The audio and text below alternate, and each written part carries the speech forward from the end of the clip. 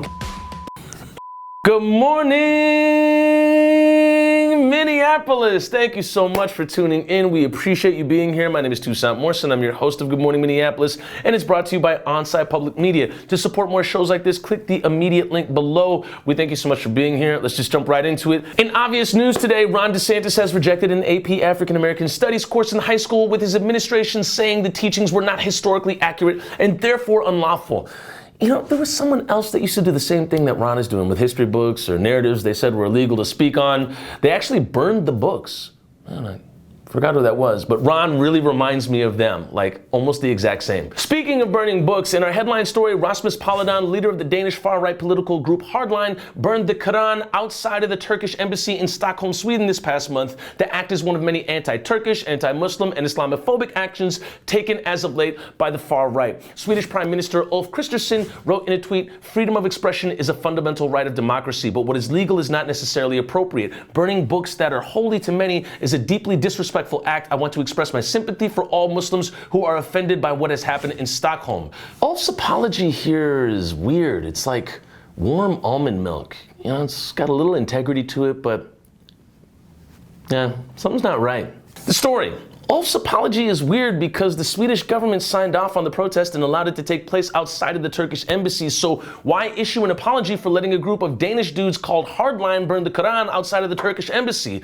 Also, I just want to add, if you're in a group called Hardline and it's not a band from the 80s or a tag team that's part of a storyline arc in professional wrestling, you should get less excited about checking off white in the upcoming census. Plot twist, the reason Sweden signed off on the Quran burning and then apologized so hard could be Sweden needs Turkey to vouch for them to get into NATO. Now, NATO is the North Atlantic Treaty Organization, and I'm gonna oversimplify this. NATO is like protection. You're walking down the street, someone punches you in the side of the head, next thing you know, a van pulls up and it's 30 of your guys ready to throw down with that who just punched you in the side of your head, and that van of 30 people helping you out, it's NATO. Now, some cats think that they can handle the fight by themselves and they don't want NATO around or to be associated with the people in NATO. However, for Hardline and other far-right groups, it's not just NATO. They don't want certain people around them ever. Certain people, you know, who don't have a lack of certain pigmentation in their skin. You get what we're talking about here, right? Okay, cool. We don't want to get kicked off of Instagram or YouTube, so we're not trying to say that word too often. You know what it is though, right? You know what that word is. You do. Anywho, plot twist turn, Chang Frick, a journalist from a far-right media outlet, actually paid for the fee for the demonstration permit to burn the Quran outside the embassy. Now, Chang says he never spoke to Rasmus, and Rasmus says it wasn't his idea to burn the Quran, which makes them both not only Islamophobic bigots, but a pair of some punk cowards that wouldn't do if somebody squared up on them outside of that embassy. Rasmus and Chang are like the dudes that give you the middle finger outside the school bus, but when you step off it, they immediately start blaming one another and profusely apologizing. You know, like they're all about supremacy, but they're not about that life. Like they're about burning books, but they don't want that smoke. Like they are about the fight, but they're not about the getting hit in the mouth part. Yeah.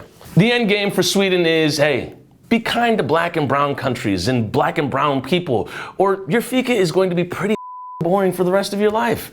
Get some new people in there. It's gonna be great. Oh, it was not boring last week at the Minneapolis City Council. In a narrow 7-6 vote, the council voted to demolish a warehouse in Phillips neighborhood that the community wanted to turn into an urban farm and community hub. The Sahan Journal writes, dozens of residents from the East Phillips neighborhood and allies from the nonprofit East Phillips Neighborhood Institute flooded council chambers and loudly denounced the vote to demolish the vacant Sears warehouse in South Minneapolis. The city plans to expand its public works campus and water utility yard on the land located at East 28th Street and Longfellow Avenue. The issue is the Phillips neighborhood has also been dubbed as part of the arsenic triangle after arsenic was found in the soil due to the borax facility storing arsenic in the Phillips neighborhood for decades. In 1994, during development of the light rail, it was discovered the soil was contaminated with arsenic. Between 2004 and 2011, the site was excavated, as was the topsoil for over 600 residents in Phillips neighborhood. Can you imagine if Lyndhurst or Linden Hills found arsenic in their soil? The population of Edina would double. I can see it now. Edina Mayor Jimmy Hovland, press conference. Now, I know just some of you think you can just march over here and cross that hard line. See, all right, that hard line's called France Avenue, see? Edina is Edina, right? It's not the Southwest Minneapolis expansion, damn it, okay? It's not your hotel, right? This is our country club. No, you walk back over that line. We'll talk about this later, all right? Gotta go see my ladybird here, see, yeah. So today, that site is going to be turned into a public works expansion funhouse. Dozens of public works trucks huffing and puffing exhaust into the air, and a building blowing smoke into the air. But before that, Minneapolis is going to demolish that building and risk the potential scenario where the building being demolished releases particles of arsenic into the air in a zone that's already known for higher levels of asthma and heart disease documented by the state. You can really tell the Minneapolis City Council truly values its most diverse communities. Minneapolis City Council, we like to elevate our communities of color. And by elevate, we mean the levels of arsenic. Minneapolis City Council, we're here to elevate our communities of color's risk of asthma and heart disease. Minneapolis City Council, we'll talk about it when it's too late. No, that'll do it for us today here at Onsite Public Media. Thank you so much for tuning in. Hit that link right below here on the description to support more shows like this. Thank you so much for tuning in. Hey, justice, then peace. We'll see you in the next one.